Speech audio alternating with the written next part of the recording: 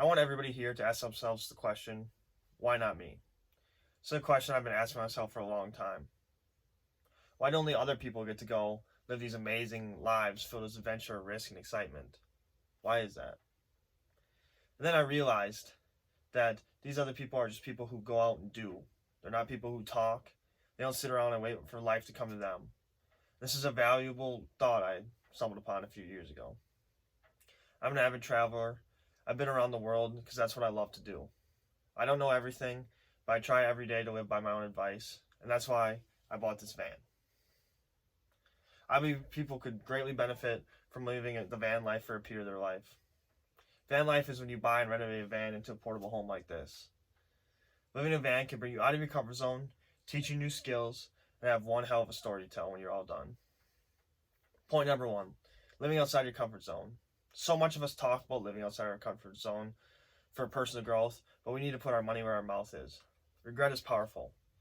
A study done by Thomas and Husted states that people regret things they didn't do more than things they did do. We need to accept the fact that there's never a perfect time to take a risk. In your 20s, maybe you have student debt. In your 30s, maybe you're focused on your career. In your 40s, maybe your family. In 50s, maybe you think you're getting too old. But it's called a risk for a reason. And if you live your entire life without taking any risks, did you even really live at all? Buying and renovating a van gives you a sense of freedom we all aspire to have. You can take it anywhere. You can take it out west, down south, up north. You live on the coast, in the mountains, or in any Walmart parking lot you want. According to a journal written by a psychologist at the University of Nebraska, anxiety involves 3 different response systems: cognitive, physiological, and behavioral. All 3 of these responses can be alleviated by a greater sense of freedom that a van can give you. Van life has no expectation. You're the pilot of your own life. It can free you from a lot of anxiety. The fear of the unknown is a powerful growth tool. Lucius Annus Seneca once said, "If we let things terrify us, life will not be worth living." I've learned some of my most important lessons about myself in scary travel situations, whether it was in Peru on a 6-hour bus ride through the mountains with 1,000-foot cliffs on each side, followed by a 10-mile hike through the forest, or in Ghana when the power will go out in the middle of the night and you're not sure what's going on. Van life takes you out of your comfort zone like situations like that and makes that world your reality. Number 2, van life is going to teach you new skills. Want to learn some carpentry skills? You should buy a van. Trust me, the floor, walls, wheels, the ceiling all taught me different carpentry skills, whether it's cutting, measuring, or screwing in screws.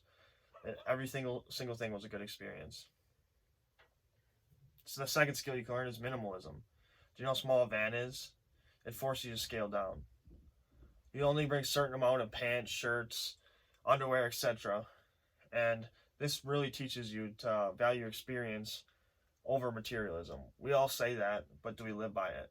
Is your experience on the road in your van more important than having a ton of clothes? 3, organization. Kind of goes along with minimalism, but no matter what, you're going to have some kind of stuff, and you're going to have to learn how to pack it. 4, you're either going to be better at living independently or better at living in really, really close quarters to somebody else. If you're living independently, your critical thinking skills, which is defined by Elder and Paul of Appalachian State University as the process of analyzing, assessing, thinking with a view to improve it. A van will put you in and teach you how to get out of messy situations using that critical thinking. Whether that's a flat tire, getting lost, or other bound to happen problems, these are all key life skills that you're going to be able to use down the road after your van life. If you're living in close quarters, you're going to have to learn how to compromise with people. Where are you going to go? Where are you going to visit? Where are you going to wash your clothes? You're also going to have to learn how to get along after being pretty close to on top of each other for a long period of time. So you're going to have to say goodbye to your personal space. And you're really going to get to know somebody, which is an important life skill that a lot of people can benefit from, is learning how to connect on a deeper level with somebody, because you're going to be forced to, so you're going to run out of things to talk about. It's also going to teach you a skill of appreciating the little things. After the van life, you're going to appreciate a 1-bedroom apartment a lot more. You're going to appreciate having your own bathroom. And you're going to appreciate your bed a whole lot more. During van life, you're going to appreciate the world around you. Whether that's sunsets or sunrises, it's going to be less distractions. Often we get caught up and our own problems in the world around us that we forget to look around and wonder. And van life, I think, allows that. It's also going to give you some time to think. You think about yourself, what you believe, the universe, what others believe. It's going to give you a second to sit back and really assess without distractions. My third and final point is you're going to have one hell of a story to tell. And as I wrap up, I want to go back to my first initial question. Why not me? So many of us dream about going off these grand adventures like living in this van. So why do so many of us, simply put, not? Terry Conley and Marcel Zeelenberg conducted a study on regret. Results concluded that regret is a combination of two things. Your outcome was worse than some standard, or the decision you made in retrospect was unjust.